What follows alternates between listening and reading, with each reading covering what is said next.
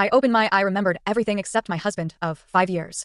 Mrs. Ford attempted suicide. I woke up to a blinding white light. Before I could even register anything, a searing pain shot through my wrist. Just as I started coming back to my senses, I heard a man speaking with urgency beside me. Then I saw the man speaking into a phone with his back to me. Mrs. Ford is in the hospital now, Mr. Ford. Would you like to come over to check on her? A cold voice came through the phone. Is she dead yet? If she isn't, then stop bothering me. The call was then promptly ended, and the man in the room heaved a heavy sigh. He was startled when he turned around. Moments later, he walked up to me and said, "You're awake, Mrs. Ford?"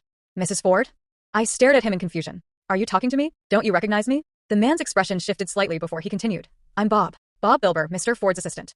And who's Mr. Ford? Bob looked at me with a frown, starting to look annoyed.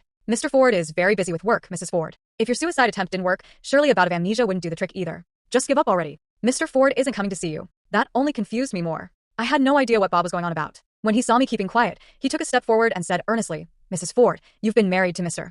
Ford for 5 years, and you've been making a scene the entire time. Yet you haven't gotten Mr. Ford to love you despite all that. Isn't it time you took a step back and reflect on everything that you've done? Stop causing him trouble. I still had no idea what was going on, but Bob's attitude made me feel uncomfortable. The way he was behaving, especially, sparked an unexplainable sense of aversion in me. Hang on, did you just say 5 years?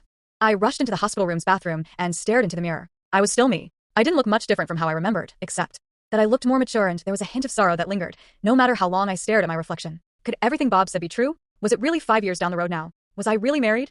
As it turned out, I was really married. And I've been married for the past 5 years, in fact. It wasn't time travel, nor was it a dream. It was amnesia. My current memory was still stuck at the point when I was 18. That was when I first entered college. Back then, I had a crush on a senior named Jonathan Ford. He was the perfect man, handsome, capable, and from a prestigious family. To me, he was nothing short of perfection. And now I was married to him. According to Bob, I was 20 when I married Jonathan. It was a flash marriage, and we barely had a chance to get to know each other. Since I hadn't graduated from college at the time, we only registered our marriage and didn't have a wedding. After we got married, I learned that Jonathan's heart was never mine. Instead, he was on close terms with his childhood friend, Alicia Zimmer. Rumor had it that she was the one who got away. As for me, the unloved one, I began acting out within our marriage. I used every kind of absurd method to get Jonathan's attention, but I only succeeded in making him increasingly resent me. His friends saw me as a joke, counting down the days to when we'd eventually get a divorce. Alicia had never paid me any mind. She was the center of attention in their social circle, and every time I acted out or caused a scene, all of them just saw me as a joke. In the end, I threatened to take my own life to make Jonathan break off all contact with Alicia. However, he refused. Instead, he told me to go to hell. So I tried to end my life, and that was everything that happened before I woke up. I found it all so surreal. Committing suicide for love sounded like something I'd never do. By the time I pieced all the information together, I was already back in the master bedroom of our marital home. The doctor said I was fine, so Bob simply sent me straight back. Before he left, he gave what sounded both like advice and a warning to not cause any more trouble. Staring at the enormous villa before me, I lost any desire to throw a tantrum. I was stunned by the overwhelming wealth before my eyes. Just the walk-in closet alone was bigger than my old apartment. As I stood there, wide-eyed, taking in the luxurious bedroom I shared with Jonathan, I suddenly heard movement at the door. I whipped around and met Jonathan's eyes. The expression on his face was cold and dark. I knew that I'd been married to Jonathan for 5 years, but as far as I could remember, this was the first time I was seeing his face up close like this. I had to admit, there was a reason I had such a crush on him in my youth. Just seeing his face was enough to lift my mood considerably. Despite that cold expression of his, I couldn't find it in me to despise him. When he saw me keeping quiet, he frowned and said, "Stop making a scene, Elise." As he spoke, he made his way toward the walk-in closet. He didn't even pause when passing by me and casually picked out a robe. I turned and looked at him. Making a scene? I hadn't said a word since the moment he came back, and he said I was making a scene? Jonathan looked over at me with a dark gaze and said, "Didn't you always throw yourself at me whenever I came home? What? Are you changing your tactics now?" I was a bit surprised. Was I really that bold after we got married? But I kept a calm expression and replied nonchalantly, "Oh, that won't happen again in the future." I had expected Jonathan to be relieved, but instead, his frown deepened, and his gaze on me got increasingly impatient. "I'm really tired because of work lately. I haven't got the time to deal with your tricks." That left me stumped for words. His gaze grew cold when he failed to get a response from me. He continued, "Don't try to mess with Alicia again, Elise. She's done. Nothing wrong. So, even if you threatened me with your life, it would change absolutely nothing at all." I was stunned, and I felt a mix of emotions within me. Bob had told me pretty much everything there was to know about things between Jonathan and me. The gist of it was that I loved Jonathan, but Jonathan loved Alicia. So I, as the clown in this crowded relationship, kept causing trouble for Alicia, resulting in Jonathan getting really fed up with me. The reason behind my suicide attempt was also due to my jealousy of Jonathan's attentiveness to Alicia. Hence, I secretly caused trouble for Alicia's company and slandered her artists. But Jonathan had chosen to back her up without the slightest hesitation. This was essentially telling everyone that I, his lawfully wedded wife, was just his wife in name and was nothing compared to Alicia. That was such a huge blow to me that I attempted suicide to win him back. Clearly that didn't work. A man who was already so annoyed by me wouldn't feel any pity for me, even after a suicide attempt. He'd only see me as a nuisance. He lost patience and disappeared into the bathroom after another stretch of silence for me. I let out a sigh of relief and flopped down onto the large bed, my mind in chaos. Having lost all memory of the past few years, I truly didn't understand how I had become such a person. At 18, I had always scorned those who lost themselves in love. Yet here I was dying for a man. I honestly never thought that I'd end up in such a state. My thoughts were all over the place. I hadn't even figured out what I was going to do next when I felt the quilt being lifted. A tall, muscular figure lay down beside me. The sudden heat startled me, and I turned my head, only to meet Jonathan's deep, dark eyes. Still as cold and indifferent as ever, they now had a touch of suppressed intensity within them. Is that red? What? What are you doing? Though I'd lost my memory, based on all the information that I deduced that my relationship with Jonathan was supposed to be terrible. It was likely that we'd even been sleeping in separate beds. So, why did he just make himself comfortable in my bed like it was completely natural? Jonathan acted as though he didn't see my panic. In one swift motion, he wrapped his arms around my waist and pulled me into his embrace. Without saying a word, he pressed me down on the bed. His callous fingers moved over me with practiced ease, and an unfamiliar sensation surged through me. Jonathan Ford. I couldn't hold it back and called out his name. Stop touching me. Chapter 3. For a moment, Jonathan seemed surprised by how genuine the refusal in my eyes looked. But that was soon replaced by impatience. Stop kicking up a fuss, Elise. I hated the tone he always took on whenever he spoke to me. Even the face I had secretly admired for years was starting to lose its charm. I'm your wife, aren't I? I got admitted to the hospital for attempting suicide, and you didn't even bother to show any concern. And what's more, you're now speaking to me in such an aggressive and accusatory manner. What right have you got to walk all over me like this, Jonathan Ford? My anger seemed to light his fuse as well. He gripped my wrist tight and spat coldly. You brought all this on yourself. His grip was strong and, unfortunately, right over the spot where my wound was. I winced involuntarily, but I forced myself not to cry out. Tears welled in my eyes, and in his gaze, I saw just how pathetic I must have looked. I held back my tears by a thread. Then Jonathan suddenly let go, turned me over, and pulled me into his arms from behind. His voice remained cold. I'll let things go this time, but never fake a suicide to manipulate me again. I struggled, but Jonathan only held me tighter, making it clear he wouldn't let me talk back. The disparity in strength between us was too huge, and after several futile attempts to free myself, I discovered terms with. It was no wonder I had such strong feelings against Alicia at 25 years old. I was Jonathan's legal wife, but I could never compare to the open favoritism he showed another woman, all under the pretense of being childhood friends. Anyone would break down under that. Alicia looked at me with feigned concern. Miss Sawyer, I heard that you cut yourself. Are you all right now?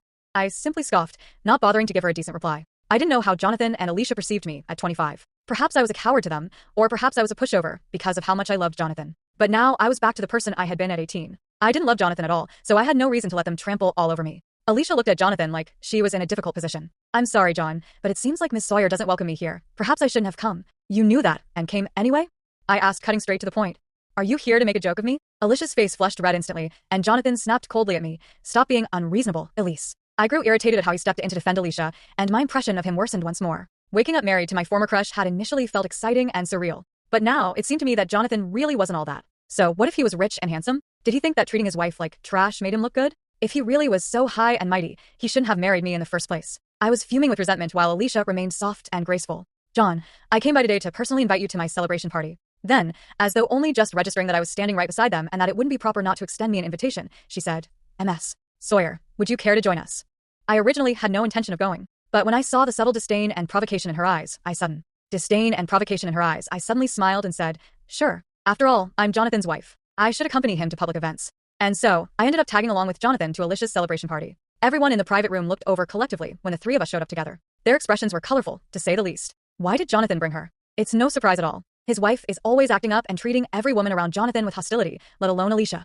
I heard she even tried to take her own life because of what happened with Alicia. Exactly, but she should know her place. Marrying Jonathan was already way out of her league. What right does she have to control him? Those other women were one thing, but Alicia? She can't even compare. Their voices weren't exactly loud, but they were just loud enough that I could hear them. I glanced over at them and reached the assumption that they were most likely Jonathan's or Alicia's friends. Either way, they were no doubt from the same social circle. I scoffed inwardly. No wonder the 25-year-old me tried to kill herself. How could one not get twisted thoughts hearing such demeaning comments every day? Besides, I must have really loved Jonathan a lot of the time. Why else would I have been driven to the point of ending my own life under such constant torment? Jonathan and Alicia were already seated at seats reserved for them, leaving me standing there by myself. Doesn't she feel awkward just standing there alone? Why would she? She'd agree to anything, even if you made her grovel, as long as she can be by Jonathan's side. I looked over coldly at those gossiping men and said, who is he to me? Why would I grovel? Their expressions changed, clearly not expecting a retaliation from me. Jonathan's expression grew annoyed. All right, that's enough. Stop making a scene. I'd been publicly mocked, but not only did he not take my side, he gave such a nonchalant comment. I let out a bitter laugh. Seems like I'm not welcome here. I won't intrude any further then. With that, I turned and walked out of the room. I heard gasps from behind me. Am I mistaken? Did she actually give Jonathan an attitude? Has she finally lost her mind from all the jealousy? I bet she won't last 30 minutes. She'll come crawling back soon enough. Elise might do it, even if Jonathan made her grovel and apologize to Alicia, don't you think? I remained silent and said not a word. They were all mocking me, betting that I wouldn't really give Jonathan an attitude. All the chatter from them grated on my nerves, and I scoffed before walking away without looking back. Only then did the voices behind me finally die down, perhaps in disbelief at my sudden departure. I wondered how they'd react if they knew that I had intentions of divorcing Jonathan. I went out to the pool in the hopes that some fresh air might help clear my mind. But shortly after, Alicia appeared. Miss Sawyer, I must say I see you in a new light today. I glanced behind her and saw that she had come out alone, so I replied mockingly, you know how much I hate you. Aren't you afraid I might just push you into the pool right now? Alicia smiled. I was worried you wouldn't dare to. After all, we all know that John will save me first. I pursed my lips, not bothering to reply. Then, she walked up to me and taunted. Want to make a bet, Elise? I found it absurd. If the two of you are really so in love with each other, why won't you just get Jonathan to divorce me? Do you feel more in love, trampling all over another person's feelings and putting on a tragic show, Alicia? Her expression darkened. That's all because you wouldn't let go of him. You are shameless enough to attempt suicide just to cling to him. What he has for you is nothing but pity. Then, she swiftly resumed her calm and gentle demeanor and asked me again, want to make a bet, Elise? Light reflected off the ripples on the surface of the pool. It looked clear, yet deceptively deep. I shook my head without hesitation. No. I couldn't swim. My hasty answer seemed to have caught Alicia off guard. Besides, even if I could swim, why would I risk my life just to test whether a man loves me or another woman more? Attempting an act as foolish as suicide once was more than enough. I would never do it a second time. Just as I stood up, I caught the malicious glint in Alicia's eyes. She stood behind me, and as I was about to leave, she shoved me hard. Two began sinking fast, and at that moment, I felt nothing but an all-consuming fear of drowning. Water started getting into my throat, and my lungs began to burn. I struggled with all my might to swim upward, only to see a familiar figure swimming quickly in another direction. My husband, Jonathan, chose to save Alicia when both of us fell into the pool. A sharp pain shot through my chest. Perhaps that was the last fragment of my emotions from my 25-year-old self. Though I'd forgotten about the past and no longer loved him, my body remembered. However, even that last remaining feeling I had for him was completely drowned this time. When I came to, I was lying at the edge of the pool. Both Alicia and I had been rescued. However, she was rescued by Jonathan, while I was rescued by a stranger. He was a rather handsome man. As I lay on the ground, he was pressing his palms against my chest, trying to force out the water I'd swallowed. Fell into the water with a loud splash. With a sputter, I coughed out a mouthful of water. Out of the corner of my eye, I saw Jonathan approaching. Alicia sat there hugging her knees to her chest, looking pitiful and delicate, gazing longingly at Jonathan's back. Jonathan seemed to have just remembered that he had a wife. He asked with a frown, "Are you all right?"